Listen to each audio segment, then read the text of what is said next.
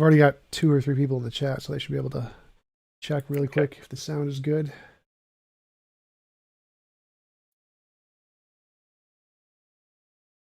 All right, it looks like we're live. So, David, thanks for coming on and being willing to have a conversation with me. I really appreciate you taking the time out of your day to come on here and talk.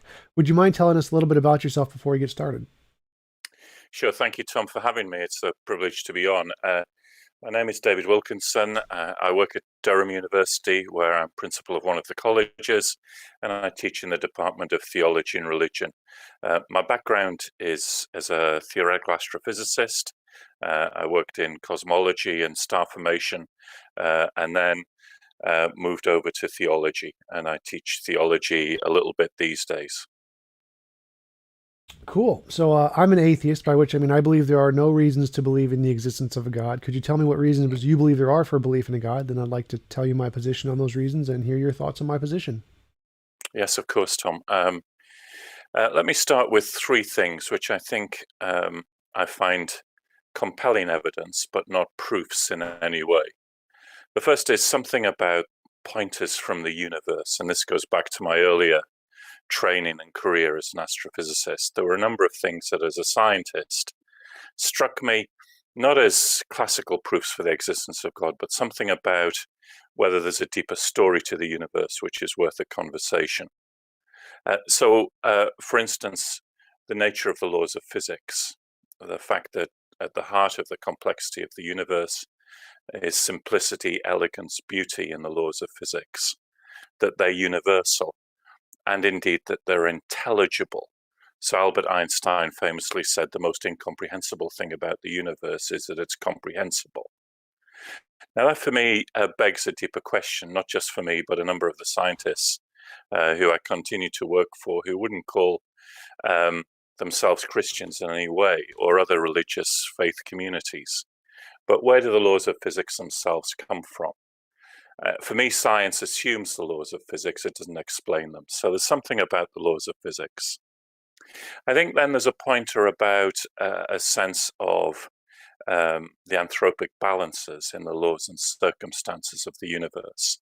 Now, I don't want to push that too strongly because I think multiverse is a very important concept within both physical and philosophical argument. But I think as what Paul Davies calls the Goldilocks enigma, that the laws and circumstances of the universe seem to be extraordinarily uh, balanced to give the possibility of carbon-based life. I think there's something in that. Then I think third pointer for me is something about a sense of awe at the universe, a sense of beauty, um, not just in the vastness of the universe, but something in the beauty of the laws of physics themselves provokes for many of us a sense of awe. And again, I think that's leads to a question: is there a deeper story to the universe than just the physics? So there's something about the areas um, of the universe itself. I think the second area of evidence for me is religious experience. Now, that, of course, is diverse and complex, um, even within faith communities themselves, which keep an identity under one particular naming or banner. There's diversity. But this sense of the transcendence, something that you see throughout human history, which leads to prayer, worship, contemplation of the significance of life, death, what it means to be human. I think there's something that I want to take seriously about that widespread um, sense of religious experience. The third area of evidence, which is the most important for me, uh, revolves not around philosophical argument, but revolves around the claim which particularly you get within Christianity, Judaism, and Islam, and that is that God self-reveals within the universe. Now, for Christianity, that's historical revelation, supremely in the claim that God became a human being in the life, death, and resurrection of Jesus of Nazareth. And that was the thing that drew me to Christianity in the first place. That was the thing that continues to be the center point of what I would call Christian faith. That the God who created the universe actually became part of the space-time history of the universe universe in history, and therefore there's something for us to talk about. Now, as I said at the beginning, those three areas for me are not knockdown proofs of the existence of God. Each of them needs an assessment of the evidence and interpretation of the evidence. There's no inevitable right answer in interpretation of that evidence. And that's why I think that gives us something to talk about.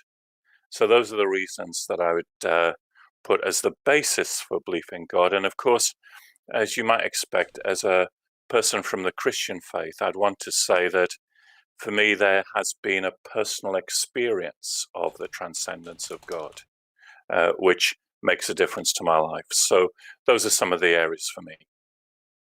Yeah, for sure. So I definitely understand the complexity of the laws of physics and why they are. The fine tuning is definitely a perplexing problem in physics, but I don't see why that would be indicative of a God. I mean, sure, you could say that a God might be able to explain these things, but that doesn't seem to be able to answer the question that physicists are asking when they're asking, well, what caused the fine tuning? Because there's quite a number of really big problems in physics that we want to know the solution to. And just saying God did it doesn't really seem to provide an answer to that. Like, why is there the matter-antimatter disparity, or what is the cause of the perturbations in space-time? When we ask those kinds of questions, just saying, well, God did it that way, isn't really a very satisfying answer.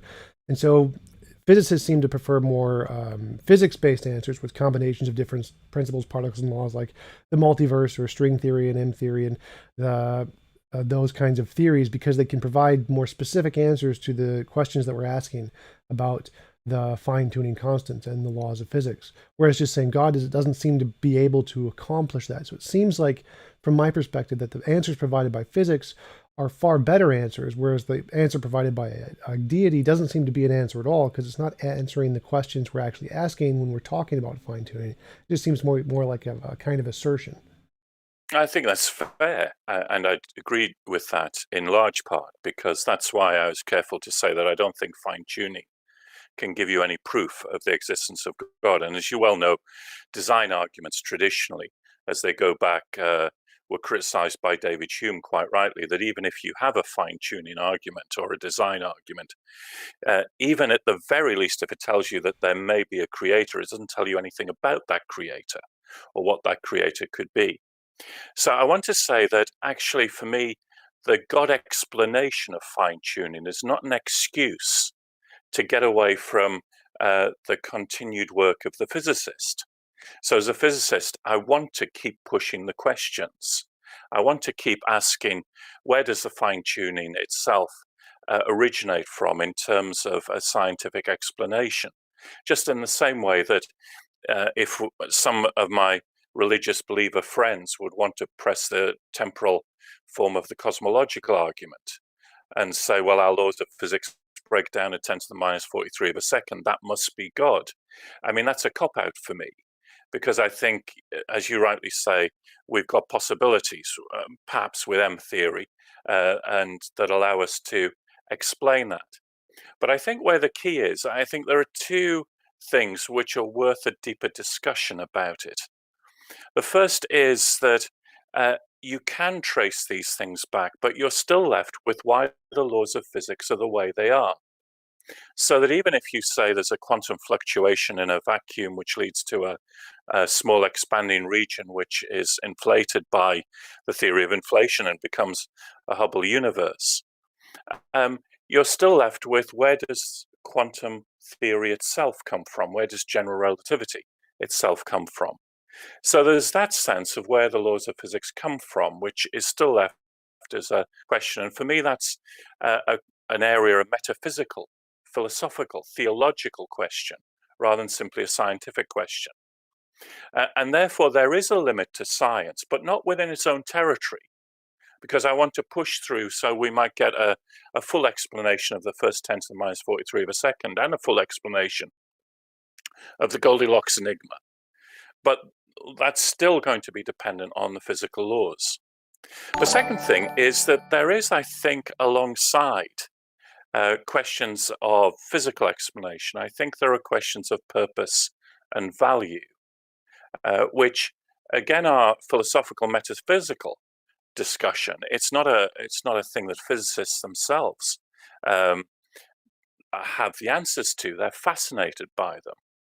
So when Martin Rees, the Astronomer Royal, Lord Rees, very distinguished British cosmologist, wrote a book a few years ago called Just Six Numbers, where he went into the fine-tuning of the universe. He said, basically, you've got three possibilities to explain it. One is that God did it.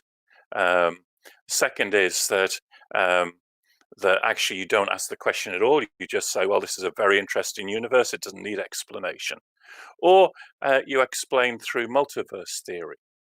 But the trouble with multiverse theory is that multiverse theory, which I don't have any problem with, I think there are good indications that we may be one of many, many universes. But I do think that multiverse theory borders that physical, metaphysical divide, in the sense that can we ever know that other universes actually exist in a physical sense? Is it a metaphysical suggestion? So, Tom, I really want to agree with you that playing the God card in some of these areas to end the scientific discussion is not what we should be doing. That seems to me to simply beg other questions. But I do think that if we use these indications from the universe to talk about the origin of the laws of physics or questions of purpose, then I think there's something to be said. Yeah, so from my perspective, why would because you're right that if we start with the assumptions of science, it doesn't explain the fundamental laws of physics, and we would have to ask the question, why are the laws of physics the way they are? But it seems like we have the same problem with God. Even if we assume God exists, we would have to say, well, why is God the way he is? And Yeah, any proposed solution you have to that question, like say maybe it's a necessity of God's nature that he is the way he is, we could apply the same solution to a naturalistic hypothesis, say, for example, naturalistic pantheism, where there's just an eternal, all-powerful nature kind of a thing, and say, well, its nature is the way it is because it's of a natural necessity in the same way God is. And so we could say that just as the theist says that God has a necessary nature, the physicist could say that nature has a necessary nature. And the way it is determined by brute facts about its own existence, kind of a thing. And like, yeah, you mentioned the three possibilities, which is Agrippa's trilemma in philosophy. Either it's a brute yeah, facts yeah. or infinite regress or circular reasoning in some sense. And so those are always going to be the three possibilities we have. It doesn't seem like positing a God in any way gives you a better or more grounded possibility than just positing a natural solution like naturalistic pantheism. Yeah, spot on. And that's why I don't think myself you can ever use a physical argument for the existence of God. A, because of what you've just said is absolutely right. The second is that at the end of the day, I'm not just interested in whether God exists. I'm interested in what kind of God exists. And that's where, for me, the holding together of the three areas of considerations from the physical nature of the universe with religious experience and historical revelation becomes so important. So I don't have a sense in which I'm led to God by some kind of linear argument. I'm led to belief in God, and particularly the God of Jesus of Nazareth, by that sense of holding these three areas together of the universe, physical experience, religious experience, and historical revelation. And I think the reason I'm led to that is for exactly the reason that you've just outlined. Those attempts to try and argue God as the answer um, come to the problem, the obstacle, which is once you apply it to God, why can't you apply it to a physical theory?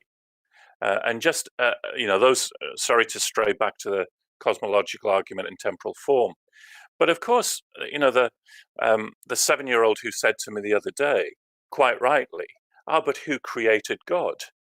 I mean, that's if you take God as the first cause of the physical universe, and you argue in a linear fashion for God in that way, you simply open the question of who created God, um, because you're applying that space-time reasoning back to God. Why not just say there's a physical theory there? So I'm finding myself agreeing with you a great deal on this. And you rightly pointed out some of the fallacies of some of the arguments for the existence of God. Yeah, so then you said that the main reason was from personal experience and revelation. Yeah, religious experience and revelation, and then a sense of the reality of God in my own life. Yeah, and a sense of awe. You said the sense of awe from Yeah, physics as sense of well. awe. Yes, so there's something I think which is about the sense of awe. Again, um, I don't think you can um, uh, argue that as any proof of God. There's a very interesting character that I've done a little bit of historical work on. His name is Temple Chevalier, and he was the first professor of astronomy at Durham University. He was appointed in 1842.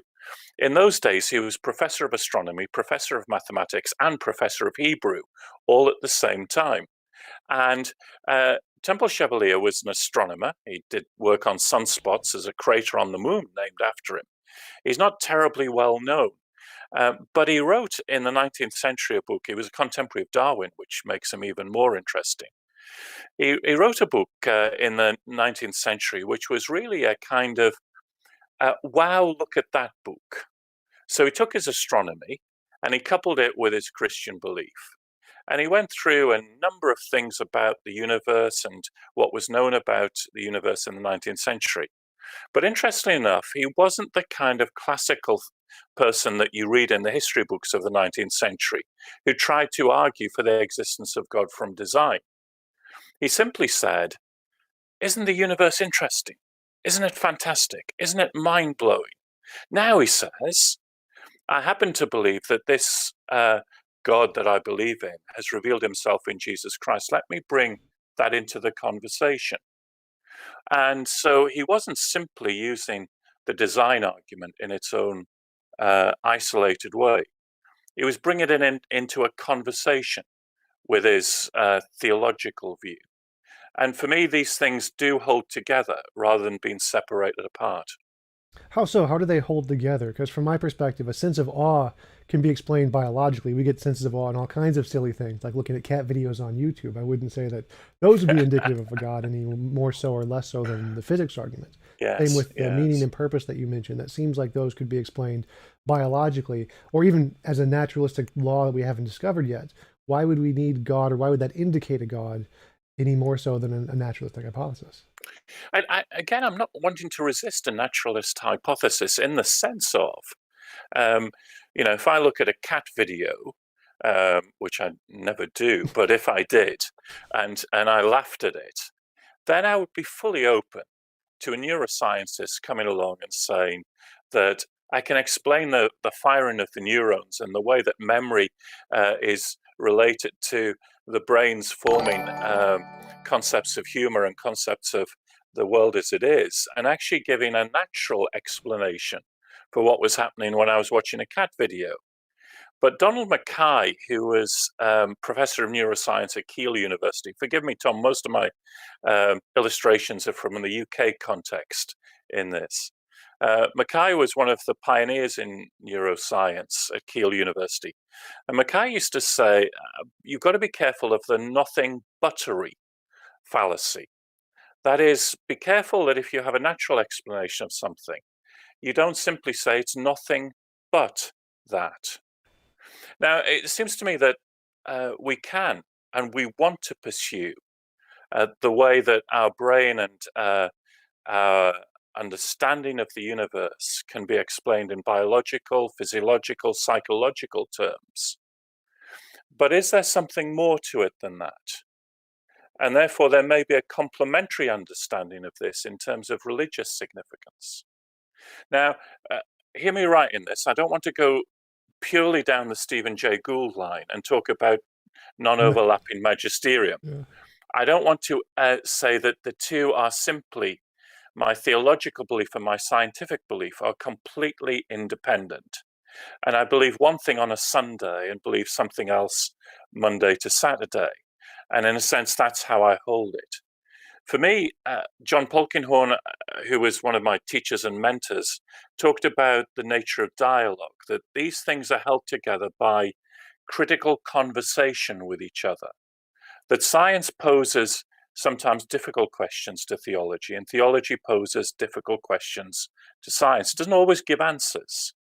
And just as you and I are having a conversation, which at times will be a bit messy. It won't come to any conclusion in it, but at least we're finding common ground to pose questions to each other, to challenge each other, maybe even to agree with each other at time to time. So for me, science and theology are in that critical conversation with each other. So for example, there's a conversation which actually is helpful at times. And I think, although some historians have overplayed this, some of the Judeo-Christian influences on the growth of science were positive in terms of the scientific revolution. I think then there are difficult questions that science poses towards theology, particularly areas of natural evil within the universe. But David Hume and Immanuel Kant knew about those very clearly. So it's that kind of model of conversation, so that when we look at anthropic balances or sense of awe or whatever, those are things which pose questions about, is there a purpose or a meaning to the universe? At which point theology's claims about meaning and purpose can be examined alongside those, rather than providing some perfect system where the two can be put together, whether it be a process theology or something of that sort, where you try and marry science and theology into one system. I'm afraid I'm not a great philosopher. I explained that to you before we arranged this interview. I'm into messiness, I'm afraid. I'm into conversation. I'm into, yes, trying to ask the philosophical questions, but not coming to one simple theological or philosophical system which explains everything. Yeah, that makes sense. I mean, from my perspective, like why you mentioned the nothing buttery. And from my perspective, like if we see a hoof print in the ground, like you could say it's probably caused by a horse. But you could say, well, maybe we shouldn't conclude the nothing buttery. Maybe it's not just a horse. It could also be a horse with wings and that could fly. Or maybe it's a horse being ridden by a leprechaun or something. Like you can always add more things to it. But it seems like if we only have reason to conclude it's a horse, and that can be fully explained just by the naturalistic corpus that we already have evidence for, it doesn't seem reasonable to just call that nothing buttery. It seems like, well, why would you go beyond the nothing buttery? That seems like the only evidence we have is for the nothing but the horse so far. And there needs to be something more to justify the conclusion that there's more than the horse. Context makes a difference to that question, doesn't it? I was driving, this was before lockdown. I was driving through the countryside in the UK, and I drove past a gas station. That's what you call them, I think, in the States. We would call them petrol stations. And by one of the gas pumps, the fuel pumps, was standing a black horse.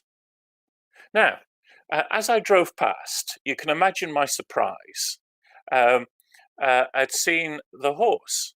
Not because driving in the countryside, it's unusual to see a horse. It was the context that made the difference. The fact of why was this horse standing beside a gas station pump? I didn't want to imagine what might be going on. But you begin to then ask the question. The context drives to various questions. So when Bertrand Russell many, many years ago said, if I look at fine tuning or things of that sort, it wasn't called that in those days. I don't want to ask the why question. I simply can say I'm not interested in the why question. What Lord Rees in Just Six Numbers says is he says, but the context makes a difference. Actually, the context raises the why question. Now, for me, the context here is, I go back, I'm afraid, to the persistence of religious experience and the occurrence or the claim of historical revelation, which means that I take some of the scientific and philosophical arguments, and they've got an interesting context when I put them in that sense.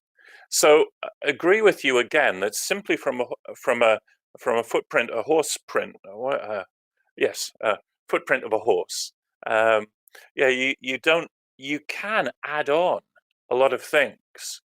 And of course, religion has been very good at adding on a lot of things to fairly simple physical arguments. And so the development of the cosmological and design argument, for me, is exactly what you've said. They've taken something about the universe, but then smuggled in almost through the back door a whole lot of theological understanding of God, and named or claimed the argument for that. I'm not into that myself. How do you relate the personal experience and revelation to the gas station? Like, why would that be relevant to the context of the physics? Because I've got to, if I'm going to take into account the whole of human existence, and of course you'll realize that I'm not a reductionist as a scientist. I do want to reduce systems so that they can be understood in physics terms, and I'm afraid, um, I've always been an unrepentant physicist in that. In fact, I was so arrogant when I first was a physicist that I thought that chemistry was for people who couldn't do physics, and biology was for people who couldn't do Mm. chemistry. And I won't tell you what I thought of sociologists.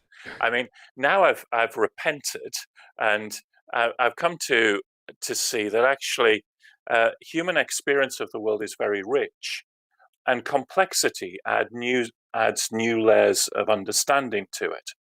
And therefore, for me, the physics can't be simply isolated from that wider human experience, that wider context of history and of religious experience. Now, I'm open to the criticism, and perhaps rightly so, the critique that that's been part of my life story. It has. So my understanding of Christianity began at the age of 17, just as I was starting a university course in physics. So the context of my own personal life has held these things together in conversation. That's not true of everyone, and I'm not saying that it should be true of everyone. But I think there's enough within our experience of the world and our experience of human history that says we can't simply do our science without its wider historical, philosophical, and human setting. To be a scientist, as you well know, is a very human thing to do. It's full of being human and being human in community. That's what science is all about. So there is a wider context to it. Sure, I definitely would agree with that. There's definitely a larger context, but from my perspective, which I'm using way too much, Sure. so, No, no.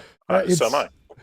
from. It seems like we need some way to differentiate imagination from reality. So there's definitely a larger Yeah, yeah. context there, and it could be lots of different things. And so we need some kind of a methodology to show which of these larger contexts are the imaginary ones and which are the real ones. That's why I usually go with the novel testable predictions approach, and I say that if my hypothesis is true, then I can make these predictions about what will happen in this experiment, so on and so forth. And if we get the results I expect, that's a good reason to believe that that hypothesis is describing something in reality rather than just my imagination.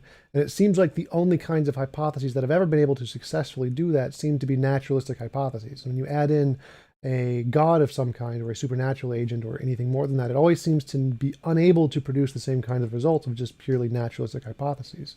And so it seems hard for me to accept that we should add in this larger context of the personal experience when it seems like it can be explained purely just imaginary for the most part. Like many other psychological phenomena we know about, like you mentioned, that religious experience is very diverse, and there's lots of people who have very different religious experience that would be potentially contradictory. Like there's of some like many different gods in the Roman Empire and the Greeks and the Egyptians, as opposed to just the monotheistic kind of Islam, Judaism, Christianity kind of a God. So these different experiences people have seem to contradict with one another pretty drastically. So it seems that at least somebody's wrong, and so they can't all be right. But at least we know for certain that at least one of them is wrong, and it could be the case that they're all wrong. So by using this methodology to differentiate imagination from reality, wouldn't that lead us to the conclusion it's probably more likely natural than to conclude that it's a supernatural entity? Gosh, this is a really good question. Thank you for it. I mean, this is a terrifically rich discussion. And can I just pick up one or two things from this because it sparks off so many things. The first is this really interesting distinction between imagination and reality. Um, and I'm afraid you've got a physicist here who, the more I went into physics, the more I became confused by the distinction between that which is imaginary and that which is real. So from reading Hawking on imaginary time as an explanation for a no boundary proposal for the universe, into quantum theory, where one of my favorite comments from Polkinghorne was that quantum theory breaks the tyranny of common sense. And of course, we still don't know how to solve the measurement problem in quantum theory in terms of how the wave function collapses and the uncertainty of the micro becomes the certainty of the macro. Through to, I think, I mean, you mentioned M theory earlier. I mean, M theory famously can be critiqued on a number of levels, not least over whether it could make any predictions that could be measured within the universe. Now, I don't want to use that to simply decry the argument. I mean, I think there's still something in it which I'll come back to, but I do want to say that the imaginary reality distinction maybe not as strong for me as a physicist as it is for other people. But you raise a problem of predictability. And here I think certainly Christian faith needs to be very clear that when it comes to a postulate about God, the predictability test doesn't work in any way the same way that it does for science.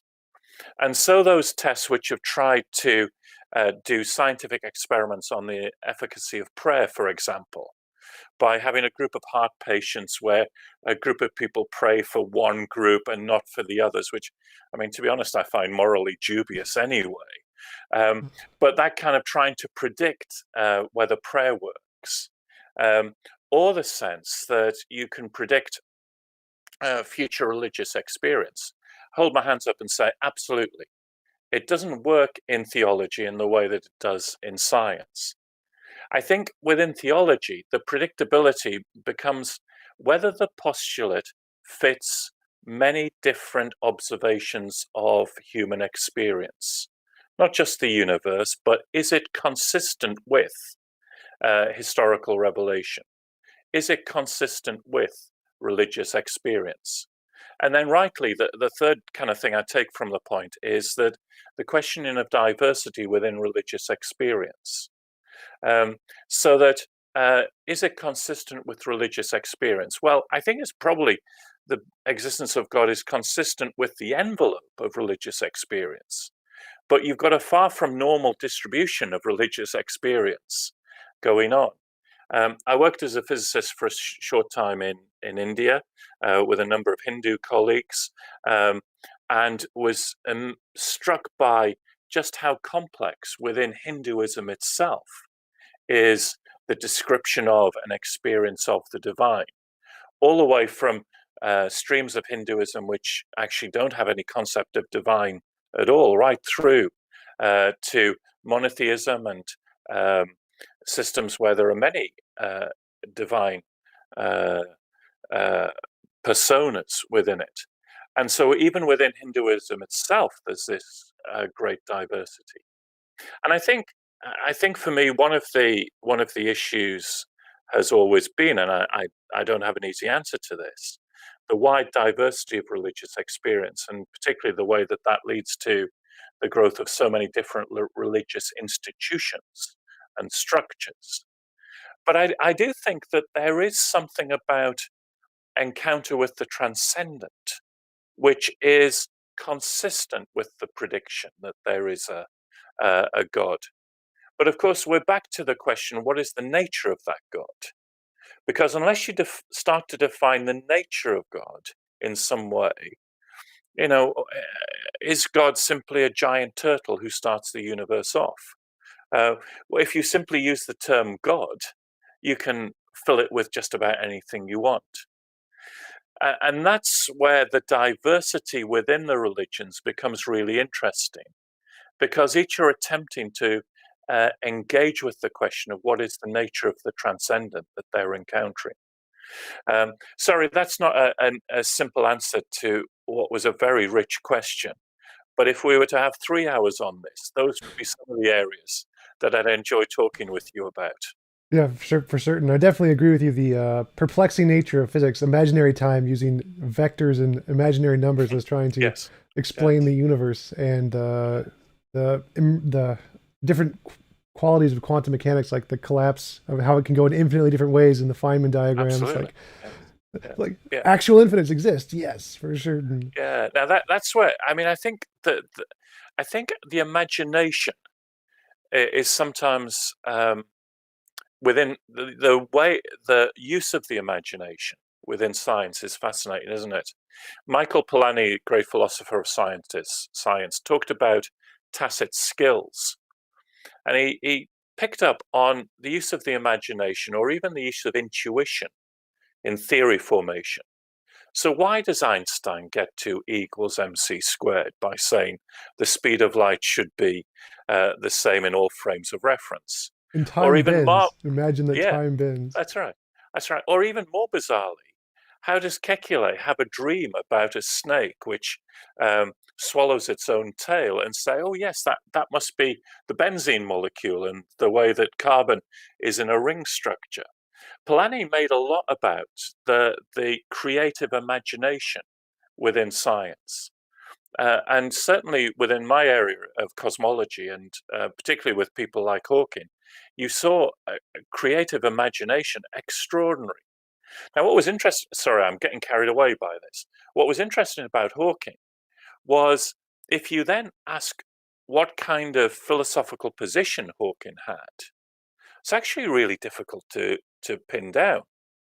At times, he speaks as an idealist, as if this is almost a universe which is simply subjective to us. At times, he's a realist, where he talks about physical reality and M theory and um, quantum gravity in different ways. And I think this is part of that difficulty between the imaginary and the reality that you get at that uh, forefront of physics. Oh yeah, definitely. And how Pauli came up with just randomly picked a number he liked to come up with a little Yes, constant. yes, yes, absolutely. Um, now, part of the way, of course, then the scientific community limits and asks questions, then takes that creative imagination back to your question about, okay, how do you assess the data? How do you deal with hypotheses? What are the predictions of any hypothesis?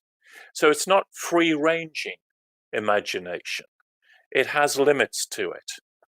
Now, for me, the theological task has some um, resonance with that, in the sense that theologians, whatever their faith community, do exercise a creative imagination. Um, and so you hear Christian theologians talking about how to think about the reality of the Trinity. I mean, um, that does need creative imagination to imagine that. But then I think for me, theology has to be also data rich. It has to be evidence and experience rich. And there is a community assessment of those models, uh, which is where you get questions such as or terms such as orthodoxy and heresy coming in. Sorry, I'm getting again off on a tangent. Forgive me. Oh, that's totally fine. But it seems like the fact that we have naturalistic explanations of certain kinds of beliefs that humans have a tendency to adopt, like, for example, anthropomorphism, where we attribute human properties to non-human things, or type 1 and type 2 errors, like if you hear a rustle in the bushes and you don't run away and it's a lion, well, you get eaten. But if you run away, even if it's just the wind, you survive. So we have a tendency to attribute agency to things where there not might Yeah, not be any. It seems like those kinds of human psychological tendencies have a very strange ability to explain a lot of these things that we see as personal experience in relation to a god. And so it seems like that would be a better explanation than saying there actually is a god. Like if we're trying to use Occam's razor, what is the simplest hypothesis? I mean, we should probably adopt that. This seems very natural. It doesn't seem like there's anything there that we need a god to explain, and we can explain these in far simpler naturalistic terms, which is why we would want that than testable predictions way. Because if we could do testable predictions, say if a god exists, I'd expect this testable result.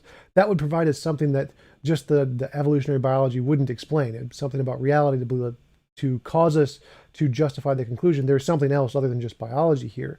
And the fact that we don't have that, the fact that, as you mentioned, theology doesn't provide the level of the testable predictions that science does, it begs the question, well, why should we believe that it is anything more than imaginary if we don't have that methodology to differentiate imagination from reality? Yeah, I try to argue that there's different kinds of testable predictions. Not that theology doesn't have those. I think they're about consistency with the vast range of human religious and what you might call naturalistic explanations. The the point about ascribing human agents, the point about ascribing agency to events, I think, is really important. And I think there's a whole category of religious errors, theological errors, which you can see in history, where our tendency to ascribe um, agency as a cop out for the more difficult question. Now, classically, sometimes that's referred to as God of the gaps. That if there's no explanation or there's no scientific explanation, you insert God as the agent into that. And I'm not a great fan of God of the gaps. I think it's a bad argument on a whole number of reasons, not least that it reduces God to simply being an agent in the small gaps. And once the gap is filled, God becomes irrelevant to it. But I think there's something which I've found as a physicist and as a theologian, which is about the surprising nature of the universe and God, which makes me at least pause. So it's that thing which, when I look at the universe and I see the elegance of the laws of physics, John Barrow, another English cosmologist, talks about the surprising nature of the universe. Peter Medawar talked about this as well. There's something which leads you to pause and ask a deeper story. And when I come to Christian theology, there's something really quite surprising. I mean, if I was to construct a religious belief system, I think the last thing I'd do, Tom, would be to introduce a trinity into an understanding of God. I mean, it would make my life as a Christian theologian a lot easier if there wasn't something called the Trinity. But the Trinity, a belief in God, Father, Son, and Holy Spirit, was a result of the early church being driven to try and cope with the surprising nature of the transcendent, the surprising nature of God. Now, when you're driven to a model like that, then I think you can begin to say, well, okay, how is this consistent or inconsistent with other human experience? The fact that relationality is so important for us as humans, is at the heart of the universe. Where does that come from? Well, Christian theologians will say that's consistent with the fact that relationality is at the heart of God himself, at the heart of the divine. So these aren't predictive hypothesis checking in the way that scientists would do them. It's a different craft. It's a different way of looking at things. Doesn't mean it's less than the scientist or the philosopher would be doing, but it's a different way. And looking for consistency of the hypothesis with lots of different areas of evidence is a slightly different way of doing it. But I think theology does do that. When you said those was like a different kind of testing or different kind of predictions, how so? How would that be a kind of testing or predictions that would be on the same par as a scientist in some sense? Because it seems like I don't think it's on. I mean, I wouldn't. I'd be hesitant myself to talk about the same par as a scientist. I think they're just different ways of looking at the world. This was one of the real problems for me when I made the switch from being a professional scientist to actually study theology. In fact, I mean, if we just keep it between ourselves, as I'm sure this is between ourselves, one of my first theology classes I was thrown out of for being too disruptive, for asking too many questions. But that was the kind of training that I had as a scientist, and I wanted to keep pushing the way the methodology in science goes, and partly asking the question, well, what does that mean for the future? If we were to test this, what would it mean? And I think the way that the historian looks at the world, the way that the theologian looks at the world, is a different way of assessing evidence and building models. So the historian, for example, looks for consistency of evidence. You unearth evidence and you build a model and you ask the question, is this consistent? Your historical model isn't able to be extended into the future. You're simply looking at the past.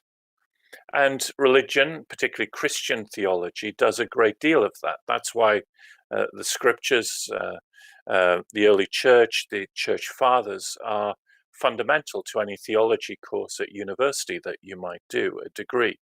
It's about checking whether this is consistent with the data that we have before us in terms of religious texts or claims of religious experience.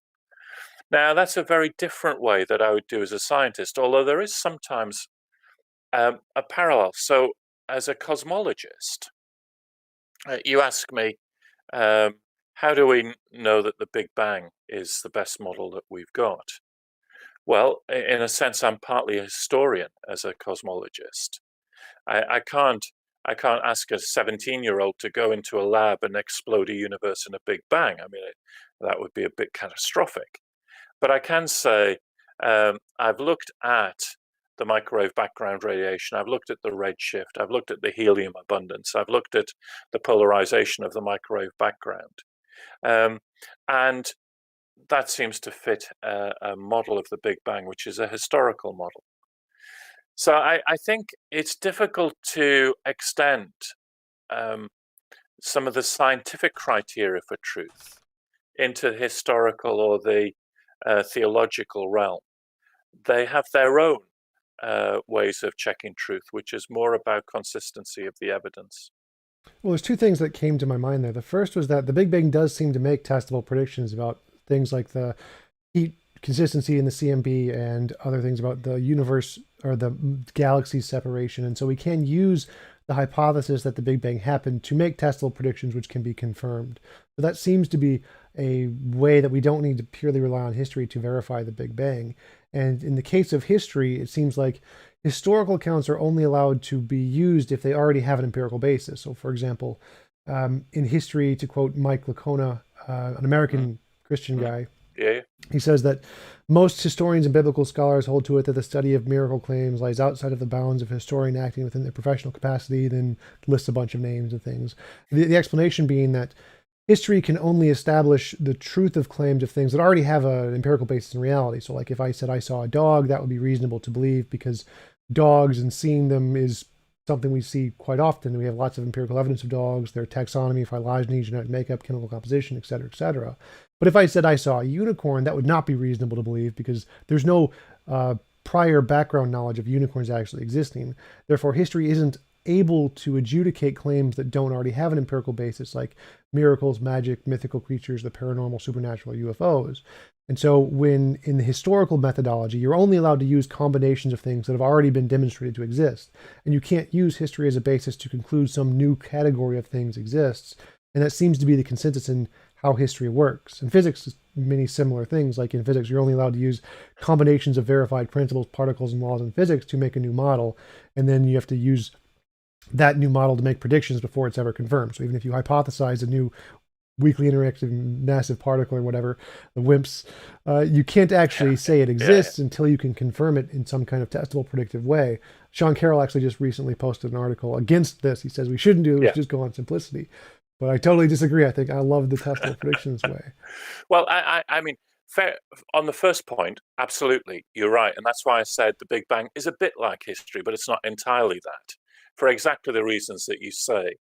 The Big Bang model itself then can be extended to ask a number of questions about the universe. And so fair cop on that, as we'd say in Britain, you're absolutely right.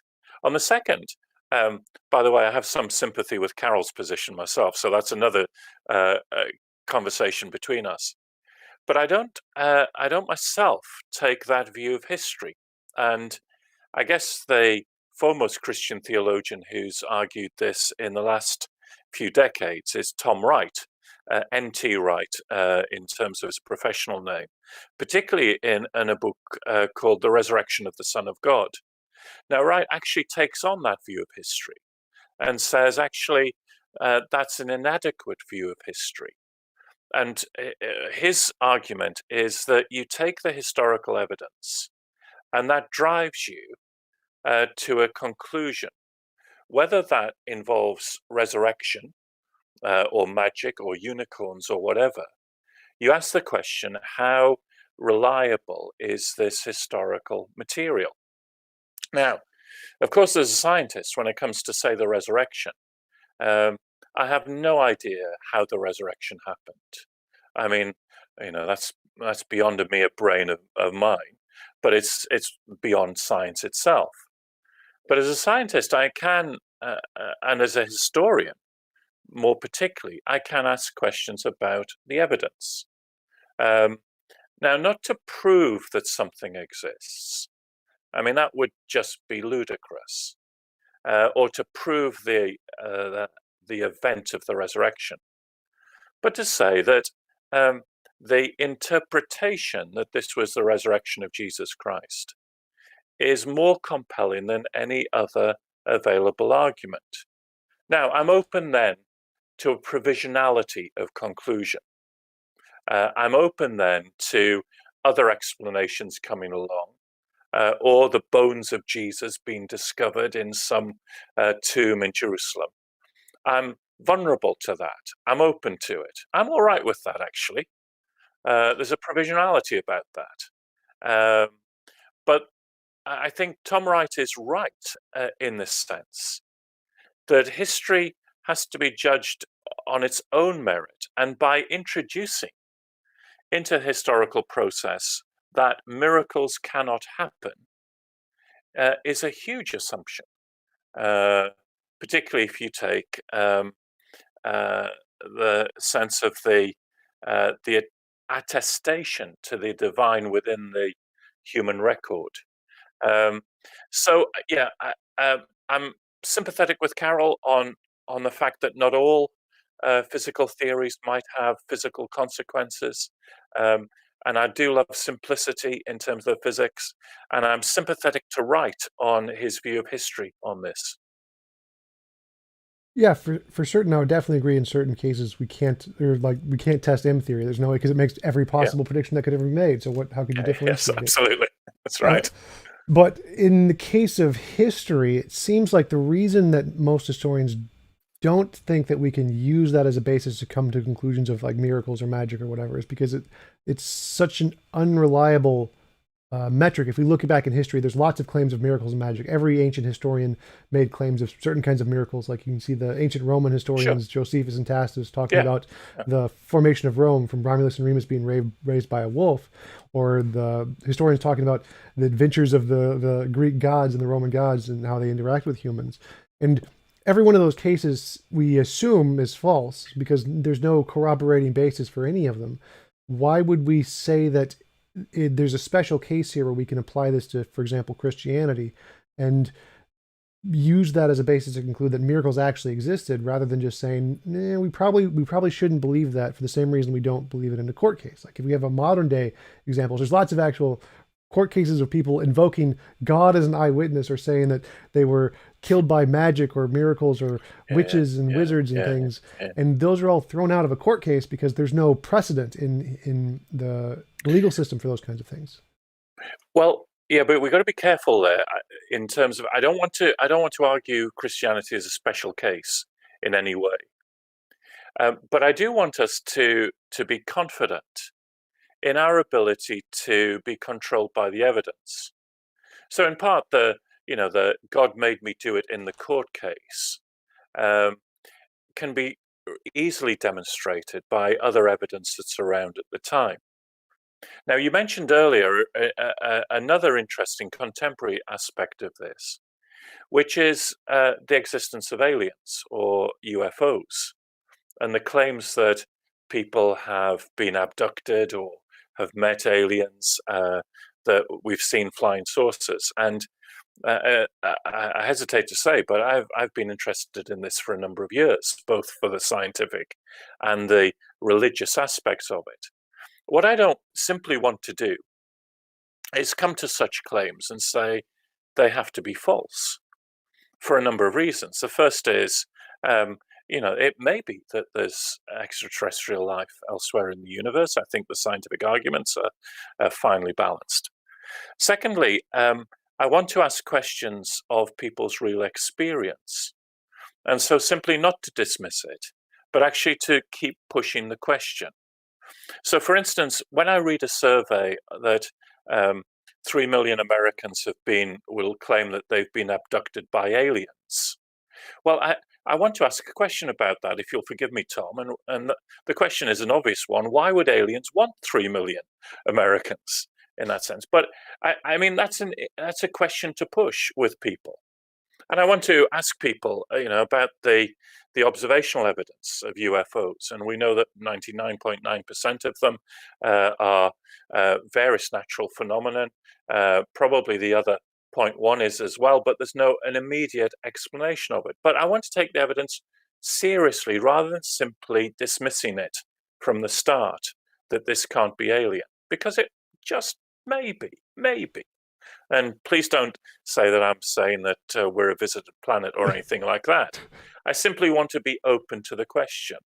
Now, when it comes to the historical process, I certainly do not want to use the historical process and say that Christianity is a special case in this, nor that claims today of miracles are special cases. So if someone within the Christian church says to me that they've been healed by prayer, I want to ask questions about that. I want to be serious about that. I want to say, well, what was the condition? What did the doctors say? What other explanations could there be? Could this be simply holistic medicine, where we know the mind-brain interface is more complex than we know about? So sometimes by believing, etc., you get physical benefit from it. All of that. I want to be open to history and neuroscience and medicine in all of this. But I don't want to rule out the possibility of miracle from the start. It seems to me that assumes a closed system. And I'm not sure that's a very good way of doing history. But as you can tell, I'm not a historian. And I'll defer to those who are on some of these bigger questions. Well, I would totally agree. I don't think we should ever prima facie exclude miracles or aliens or anything other except the square circles. We can prima facie exclude square circles. Yes. But that isn't really the contention I would bring against the argument. It's the fact that it's something like Laplace saying that you must proportion your claims to the evidence, or proportion your beliefs to the evidence, or extraordinary claims require extraordinary evidence, to quote Carl Sagan's version. I think Hume has another version of the similar thing. Yes, he does. Yeah. So from my perspective, the historical evidence of the testimony isn't sufficient to justify belief that these things are true. It's not that we're excluding them as possible explanations. It's the fact that the historical evidence isn't sufficient to make them reasonable to believe. Just like if you have testimony of someone who said they saw a unicorn, that wouldn't be reasonable to believe just based off their testimony. You would need some additional thing there to make it justifiable. I mean, we have thousands of examples of people claiming to see Bigfoot or the Loch Ness Monster, and tens of thousands about aliens, and millions about homeopathy working. I think homeopathy is a big thing in the UK. Unfortunately. Yeah, unfortunately. Yeah. Yes. so we have lots and lots of examples of people using their eyewitness testimony to justify things we know is not reasonable today in modern society, not thousands of years ago. 500 people claiming to have seen something, or a testimony from historical writers who are unnamed, who we don't know, writing documents about hearsay accounts 35 years after the event. And those modern accounts are not sufficient to justify the claims of these things existing. Why would the testimony in those cases be justifiable? Because I think we should absolutely consider the evidence, and we should never exclude anything a priori as possible explanations. But that evidence does not seem to be sufficient to be able to justify the claims that a miracle occurred. I think that's fair, but I would respond by saying that I think the resurrection is a really interesting test case of that. So first of all, is that an extraordinary event? Absolutely. Does it have a wealth of evidence for it? That's where you and I would need another conversation. And actually, you would have a better conversation with someone like Tom Wright about it than I would. I mean, his book, which I mentioned earlier, The Resurrection of the Son of God, I used to say to my students, buy it. It'll give you, first of all, a terrific sense of the history of the ancient world, but also then it's so large you can build an extension on your house with it as the foundation. I mean, this is a very careful piece of sifting through the history, not with necessarily the kind of surface way that some Christian apologists have sometimes gone into it, simply taking out arguments here, there in order to prove a point, but actually a very balanced sense of what was going on in terms of worldviews and the evidence for the resurrection. Now, my contention would be to you, from my very limited knowledge, would be that actually that could be a very fruitful conversation in terms of the weight of evidence that leads you to conclude that the resurrection of the Son of God is the best interpretation of the evidence around. But let me say, as I started, that this won't convince people in terms of proof. That's not, for me, what it's about. I think we can have a conversation just like this, and then we can go away as friends, saying that we assess the arguments in different ways, which is, the great thing about your programs in this sense. It allows people to do that, and you do it very graciously. But it does allow a conversation to happen. And I think when we come to this kind of form of history, there's a conversation about an extraordinary event with, from my perspective, quite extraordinary evidence for it. So that's how I would respond to Laplace and Hume, and indeed Professor Sagan at that point.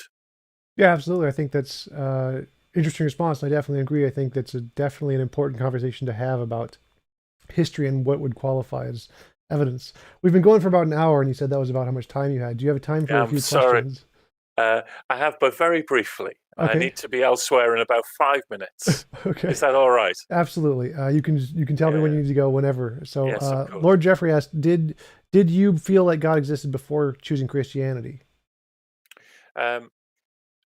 Interesting question. Yes, in the sense that I grew up with parents who believed in God, and I had some kind of intellectual belief in the existence of God. Around about the age of 14, I wandered away from any kind of real commitment to that, simply because an intellectual belief in God seemed to me to be neither here nor there. It didn't actually make any difference to the real important things in teenage life that were around at the time.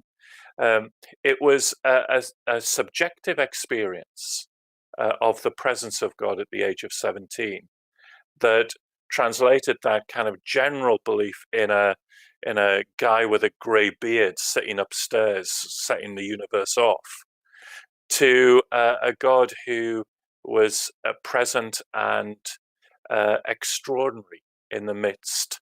That was the change. Oh yeah, that makes sense. Flyboy CGC asks, sunsets are beautiful and often left in awe, but that doesn't seem to indicate a disembodied mind exists. Gosh, yeah. I mean, I don't believe in a disembodied mind, by the way. And, even for God? Well, that's, I mean, how you define body and how you define mind when it comes to the divine. You're absolutely right, Tom, to raise that. But let me just say that for me, I don't believe in what many Christians would believe in terms of a soul, a disembodied soul. Seems to me that's not true to either the Hebrew tradition or the New Testament tradition, or to what we know about the interchangeability and interdependency of mind and body. So for me, it's actually how our sense perceptions respond and how they are processed within the wider context. And for me, the resurrection is a bodily resurrection, and therefore I don't believe that the Christian hope is about me floating up as a disembodied soul onto a cloud and playing a greyish harp forever, but actually is resurrection of the whole person, a resurrection body.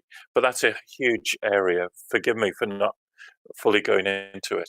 Yeah, there was one last super chat. There's lots of other questions. People are really interested in hearing your thoughts. So I'll have to have you come back on to have another conversation Well, sometime. if it's any use, I mean, yeah, please, yeah. So yeah, the last question was, what would be different if God wasn't real? From Meat Machine. Um, wow, that's a great question, and I think if God wasn't real, I think the universality and simplicity and beauty of the physical laws would be very difficult to understand. I think the sense of the transcendent would be very difficult to understand. And I think Jesus of Nazareth would be almost impossible to understand. It's a good answer, definitely. So yeah, thanks for coming on. You said you got to go like right about now, so I really I do. appreciate you and really appreciate you coming on. Thanks again, and I'll love to talk with you again sometime. Thank you, Tom. Bye-bye now.